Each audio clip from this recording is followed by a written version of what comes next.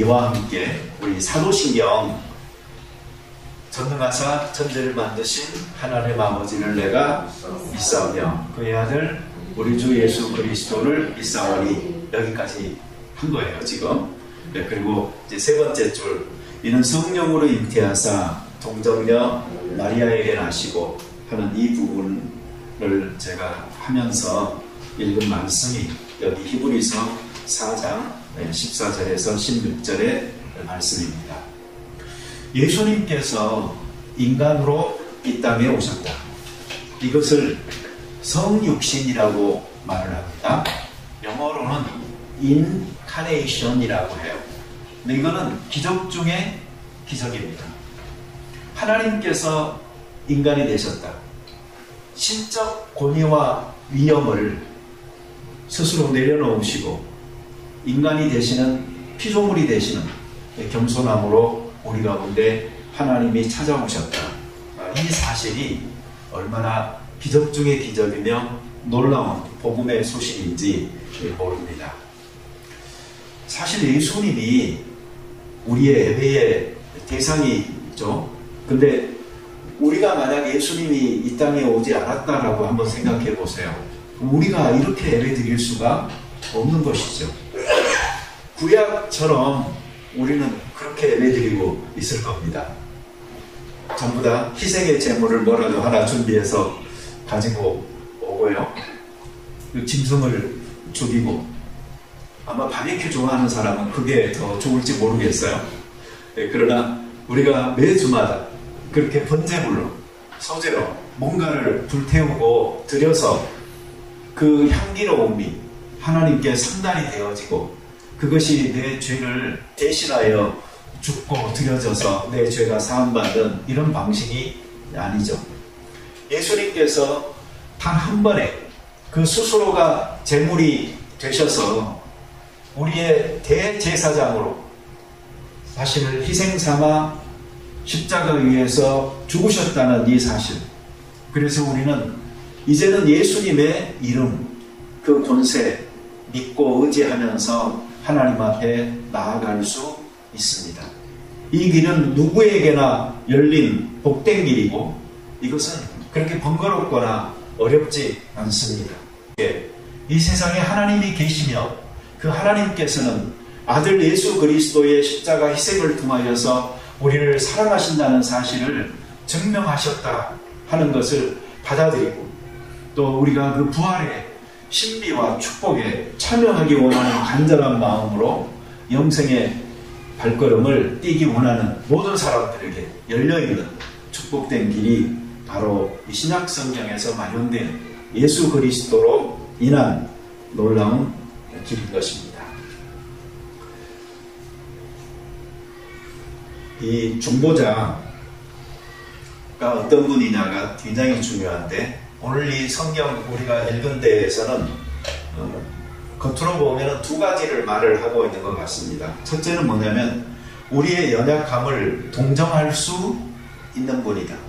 그리고 두 번째로는 우리와 똑같이 모든 일에 시험을 받으신 이이시다. 이 두 가지. 이것 때문에 우리는 예수 그리스도를 더 친밀하고 가까이 대하는 거죠. 만약에 예수님이 계시는데 그 예수님이 내 연약함을 전혀 상관하지 않으셔. 내가 당하는 어떤 어려움도 전혀 몰라. 그러면 나와 그분이 뭐 얼마나 친밀감을 내가 느낄 수가 있겠어요. 그러나 그 예수님은 인간의 몸을 입고 이 땅에 오셔서 우리의 연약함이 무엇인지를 알고 계셔요. 우리를 불쌍히 여기세요. 그 동정하는 마음이 크셔요. 그래서 우리는 이 주님과 이 친밀함을 느끼는 것입니다. 두 번째로는 그분이 인간의 몸을 입고 우리와 똑같이 모든 일에 시험을 다 받으신 분이에요. 그래서 우리가 시험을 당하거나 어려움을 당할 때에 어떤 마음의 상태인지, 어떤 고민, 번민의 과정들을 거치는지, 그래서 어떻게 연약함을 가지고 그 죄에 빠져들기도 하는지, 그리고 또 거기서 다시 회복하여 일어나는지, 그 모든 것들을 예수님 스스로가 다 경험하시고 하셨기 때문에 우리들을 더 이해하신다라는 이 사실. 그래서 우리가 섬기는 하나님은 그 위험 속에 감추어지고 거룩 속에 포장되어진 근접하지 못할 경외의 대상이 아니고 바로 우리들 가운데 찾아오셨다. 우리 삶의 가장 낮은 곳까지, 가장 뒤안길까지, 그리고 인간의 연약함 모든 것을 경험하여 아시는 분으로, 그리고 이해하시는 분으로, 동정하시는 분으로 우리 가운데 계시다 하는 이 사실이, 우리는 하나님을 불러도 아버지라고 부를 수 있고, 또 예수님을 믿어도 나의 진정한 중보자요, 위로자요, 힘이 되시는 이로 받아들일 수가 있는 것입니다. 이 외아들이라는 것은요, 되게 하나밖에 없다라는 의미가 강조되죠. 굉장히 귀한 것입니다. 여기 독자 있으세요? 독자. 3대 독자, 5대 독자. 옛날에 그런 사람들 되게 많았는데 요즘도 아마 있을 거예요. 되게 귀하게 여기죠. 그 집안의 어떤 가계를 이어나가는 명맥으로서 정말 하나님이 주신 그 축복의 자손이죠. 성경에도 보면은 이런 그 집안들이 되게 많이 나오죠. 그랬더니 생명의 그 씨앗에 대한 말씀들을 이렇게 볼잖아요. 그러면 하나님께서는 불가능한 상황에서 이 주신 생명의 귀함, 그리고 그 귀한 사람을 통해서 더더욱더 많은 축복을 이렇게 이어가고 하는 것을 볼 수가 있어요. 뭐 아브라함의 그 아들 이삭이 그랬고, 또 예수님도 우리가 이야기할 때 왜 아들이다 이렇게 말을 하는 것은 오직 하나밖에 없는 귀하신 분이다 하는 것을 강조를 하는 거예요. 주 예수보다도 귀한 분은 없네 라는 찬송이 있죠. 그 찬송을 우리가 부르는 그 심정, 바로 그것이 그 외아들 예수님이라는 그 표현 속에 감추어져 있으면 좋겠어요. 그래서 예수님은 이 세상의 무엇과도 바꿀 수 없는, 내 생명과도 바꿀 수 없는, 나에게는 오직 하나밖에 없는 귀하신 분, 그 외아들 예수님이다 하는 생각으로 우리가 그분을 잘 섬겨나갔으면 좋겠습니다. 하나밖에 없다라는 말은 또 대체 불가하다라는 말이에요. 대신할 수 있는 어떤 다른 것이 없다라는 말이에요. 그래서 성경에서는 이렇게 선포하죠. 우리에게 구원 얻을 만한 다른 이름을 주신 적이 없다. 그러니까 오직 예수로만이 이 구원의 길이 열려있다. 믿는 사람들은 그래서 one way라고 말을 하는 거예요. one way Jesus. 네, 그것은 바로 구원의 길로서 이 오직 한 길 예수님밖에 없다라는 고백인 거예요. 우리는 구약 성경에서 아브라함이 그 모리아산에서 아들 이삭을 제물로 삼아서 하나님 앞에 드리려고 했던 그 장면을 기억합니다. 바로 그 이삭이 하나의 예표인 거예요. 예수 그리스도가 갈보리산에서 우리 인간의 모든 연약함과 질병과 죄의 문제를 짊어지시고 십자가에 스스로 제물이 되어 돌아가심으로 우리에게 있는 모든 죄를 사하실 뿐만 아니고 기억하지도 않으시게 되는 놀라운 축복의 역사가 바로 구약에서부터 하나의 모형으로서 제시되고 있었던 것입니다. 우리 창세기 그 3장 15절 말씀, 그것을 원복음이다 해서 우리가 이야기를 하죠. 복음은 복음인데 아직 구체화되지 않은, 뭔가 날 것이 조금 애매한, 그러나 거기서부터 바로 아들 예수가 오실 것을 하나님께서는 가르쳐 주고 계시다라는 그런 그 복음의 어떤 최초의 힌트로서 3장 15절을 이야기합니다. 여자의 후손과 벤의 후손의 이야기입니다. 그래서 그 여자의 후손이라는 그 말이 나오는데 그 가르침이 바로 예수 그리스도를 이야기하는 겁니다. 이 한국 사람들도 이 족보 되게 따지죠. 이스라엘 민족도 심하죠. 그래서 예수님 족보만 해도요, 요셉 쪽 족보, 마리아 쪽 족보 해가지고 두 가지가 신약성경에 실려 있을 정도예요. 구약은 뭐 더 말할 것도 없죠. 그래서 어떤 사람은 아예 이 족보와 그 사람들의 살았던 수명의 연수를 계산을 해가지고 그 세상 창조가 몇 년도에 되어졌다는 것까지 계산한 사람까지 있다니까요. 놀라운 그 어떤 뿌리에 대한 의식이다라고 생각됩니다. 모든 사람들은 그래서 이 남성 중심의 사회에서 그 계통 혈연을 중요시 여기는 남자의 후손입니다. 그러나 동정녀 탄생하신 예수 그리스도는 바로 여인의 후손인 것입니다. 그래서 여인의 후손으로 오신 이유는 원죄에 대한 더럽힘이 없이 깨끗한 몸으로 순결하게 이 땅에 태어나셔서 죄 없는 자가, 죄 있는 자들을 위한 대신 죽으신 그 희생의 사건을 강조하기 위한 성경의 그 그림인 것이에요. 그래서 예수님께서 왜 동정녀 탄생을 하셔야 했는가 하는 그 신학적 필요는 바로 그 부분이에요. 문제로 인하여 더럽혀진 그 인류의 씨앗들을 건너뛰어서 깨끗한 거룩한 사람이 이 땅에 태어나게 되어지는 것을 이야기하고 있는 것이죠. 그래서 이사야서 7장 14절에 보잖아요.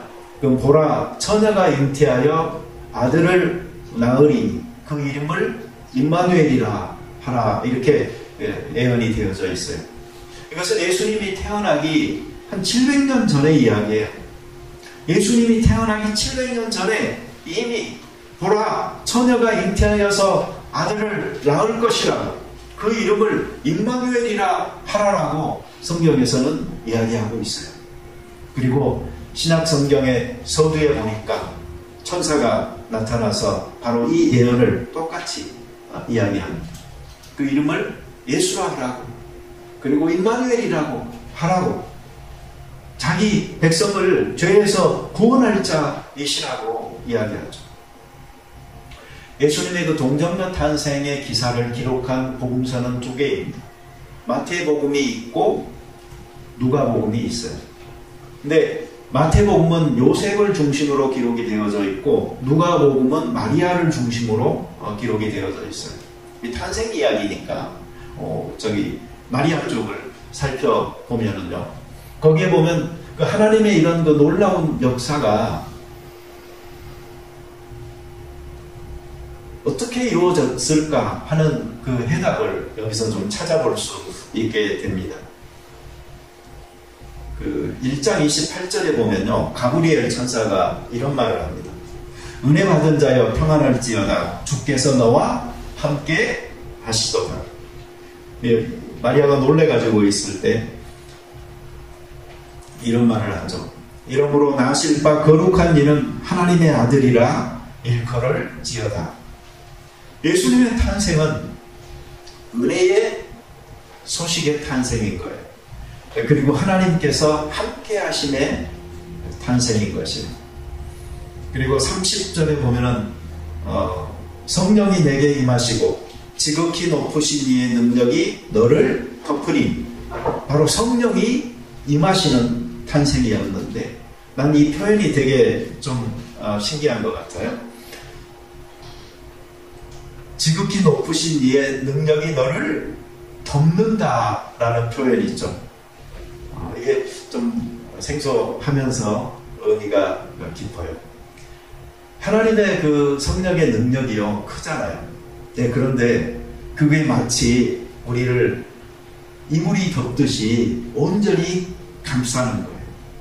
안개가 우리를 감싸듯이 그 안에 완전히 내가 들어가는 거예요.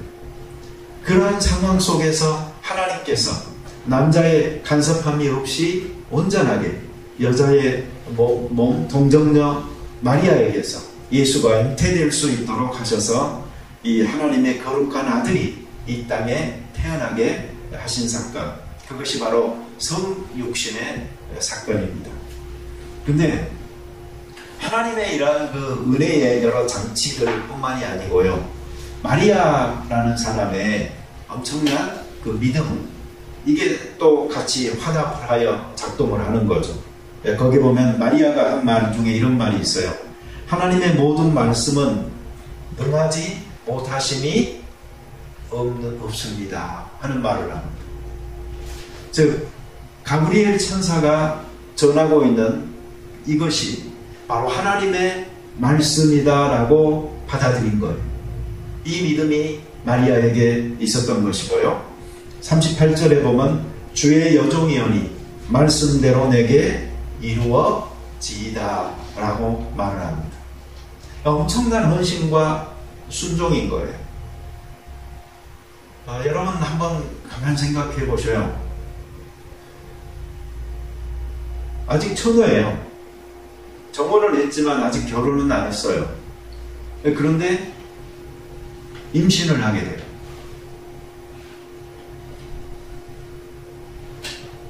오늘날 말로 하면은 사생아죠. 혼 외에 자식이라고 사람들은 말을 하고 손가락질 할 거예요. 그 당시의 문화로는 돌을 맞아서 죽여야 돼요. 이런 엄청난 일을 마리아가 하나님대로 이루어지이다라고 받아들인다는 것은 엄청난 순종과 헌신의 자세인 것입니다. 즉 하나님께서 마련한 은혜와 하나님의 임재와 성령의 능력과 그 덮으심의 기적적인 일들 외에도 마리아 쪽에서의 놀라운 믿음의 화답과 그 헌신하는 순종이 이 예수 그리스도의 동정녀 탄생을 가능하게 했다 것들이다 라고 생각해 볼 수가 있습니다. 오늘 아침에 제가 부엌에 들어가니까 밥을 해야 되는데 쌀이 부족해서 떨어졌던 것 같아요. 근데 그 정미선 집사님이 무슨 말씀을 하고 계신다면요, 쌀이 없는데 남자가 없대요. 이게 무슨 말일까요? 쌀이 없는데 쌀을 지금 사와야 되는데 쌀을 사올 남자가 없다 이 말이에요. 남자가 나 거기 있었는데 나하고 이야기까지 하고 말까지 했는데 완전히 나를 무시하고 쌀이 없는데 남자가 없다고 이러고 계시는 거예요. 선생님, 전 남자가 안 보입니까? 그래서 내가 아무 말 없이 나가서 쌀 사왔다니까요. 그리고 은재야, 내가 쌀 사게 되면 이거 나 바치지 말고 쌀을 바쳐라. 쌀 물 맞으면 벌레 생긴다 그러면서 그 은재한테 우선 바치라고 그러고, 그리고 사가지고 왔습니다. 가끔은 우리는요, 옆에 놔두고도 없는 사람 취급하는 사람이 있을 수가 있어요. 요새 그렇게 하면 왕따라고 그러잖아요. 그러지 마세요. 저도 사람이고 저도 남자니까 저도 쌀 한 푸대 들 수 있습니다. 혹시 우리가 하나님을 그렇게 대하고 있는 건 아닌가요? 하나님은 계셔요. 그리고 그 하나님은 우리를 사랑하세요. 아들 예수님, 하나밖에 없는 독생자, 나를 대신하여 십자가 위에서 달려 죽게 하시면서도 나를 구원하기 원하셨던 그 하나님이세요. 그리고 예수님, 그 고통을 감내하시면서 십자가 위에서 달려 계셨던 분이에요. 또 누군가의 말처럼 예수님을 십자가에 그 오랜 시간 매달려 있게 만들었던 것은 손과 발에 박혀있던 못이 아니고 우리를 사랑한 그 사랑이었다. 그 말처럼. 그리고 예수님은 모든 인류가 아니고 바로 당신 한 사람을 위해서도 그렇게 십자가 지셨을 겁니다 라는 말처럼 우리를 사랑하시고 우리의 연약함을 이해하시고 충분히 동정하시면서 그분 스스로가 모든 시험 가운데서 같이 고난당하셨던 그 주님으로 우리 가운데 계시지만 우리는 마치 안 계신 것처럼, 그래서 세상의 모든 어려움과 고난 나 홀로 지고 가는 것처럼 힘들어하고 그러고 있지는 않으신가요? 예수님은 하늘의 그 높은 보좌 버리시고 이 땅에 자기를 비워 종의 형체 인간의 모양 피조물로 오신 이유 그 자체가 바로 우리의 연약함을 동정하고 모든 시험 가운데 같이 고난당한 자로서 우리의 어려움을 체휼하여 하시는 분으로 우리를 돕고 우리의 삶 가운데 동행하기 원하셔서 그리하셨다는 사실을 잊어버리지 마십시다. 그러면 우리는 여기 히브리서 14장 16절에서 하고 있는 담대한 말을 할 수가 있어요. 우리는 긍휼하심을 받고 때를 따라 돕는 은혜를 얻기 위하여 은혜의 보좌 앞에 담대히 나아갈 것이니라. 아멘. 은혜는 누구나 필요한 겁니다. 그 은혜의 보좌 앞으로 가까이 나아가는 자가 이 은혜를 입을 것입니다. 그런데 예수님은 한 번도 지금까지 자기의 이름을 부르고 자기에게 나오는 자에게 등 돌리신 적이 없으십니다. 오히려 수고하고 무거운 짐진 자들아 내게로 오라, 내가 너희를 쉬게 하리라라고 말씀하셨습니다. 우리의 장점이나 우리의 어떤 성취에 기반하여서 엘리트들을 선택하는 것이 아니고 오히려 연약함과 고통 속에서 부르짖는 사람들을 더 가까이 하시고 이해하시는 분으로서 그것을 알기 위하여 스스로 지상에 오셔서 인간으로서의 삶을 선택하여 살으셨던 그 주께서 나 너 이해한다고, 나 너의 슬픔도 안다고, 나 너의 부족함도 알고 너의 연약함도 알고 있노라고 말씀하시면서 너의 고통 속에 내가 함께 고통당하고 너의 연약함 속에 내가 동행하고 있노라고 말씀하시는 그 주님을 가까이 하여서 은혜의 보좌 앞으로 가까이 나아가 때를 따라 돕는 은혜들을 충분히 받아 누리면서 사시는 우리가 되도록 하십시다. 네, 같이 기도 드리겠습니다. 자비로운 주님 감사합니다. 우리가 살면서 하나님은 과연 어디 계실까? 하나님은 내 고통을 알기나 하는 것일까? 의문을 가질 때가 있습니다. 그런데 우리는 성경에서 하나님은 너무나 우리를 사랑하셨고 우리의 모든 연약함을 동정하셨고 우리의 모든 시험당하심 속에 함께하여서 어떤 누구보다도 우리를 잘 이해하고 곁에 있어주실 위로자요 힘주시는 분으로 치유자요 회복자요 기적을 행하시는 분으로 계심을 믿습니다. 이제 예수님의 신성을 생각할 적에 우리를 초월하여 계시는 어떤 신격이라기보다는 그 신격의 위험을 내려놓으시고 종의 형상을 가져 이 땅에 찾아오신 메시아로 발견하고 만날 수 있도록 도와주시옵소서. 그래서 모든 고통을 체월하시는 분으로 우리를 이 고통 가운데서 구원하여 주시고 연약함 가운데서 우리를 강하게 하여 주시고 우리가 기대하는 모든 기적들을 일으켜서 우리들 삶에 놀라운 변화와 행복을 가져다 줄 수 있는 분으로 초청하여 받아들일 수 있게 도와 주옵소서. 주께서 우리를 이해하신다는 것은 그저 말뿐의 잔치가 아니며 스스로 삶의 뒤안길에서 여러 죄악의 상황들을 경험하시고 그러면서도 죄 없는 분으로 삶을 사셨던 예수님, 그렇게 그 순간순간에 우리가 어떤 심리 상태인지 어떠한 마음의 무너짐과 절망함을 갖고 있는지 누구보다 더 잘 아시는 분으로 가까이 계심을 우리가 믿사옵나니 주여 우리 삶의 고통들 외면하지 마시고 어려움들 가운데 찾아와 주셔서 참된 삶의 행복의 문들을 열어주시고 또한 해결들을 허락하여 주시옵소서. 예수님의 이름으로 기도드립니다. 아멘.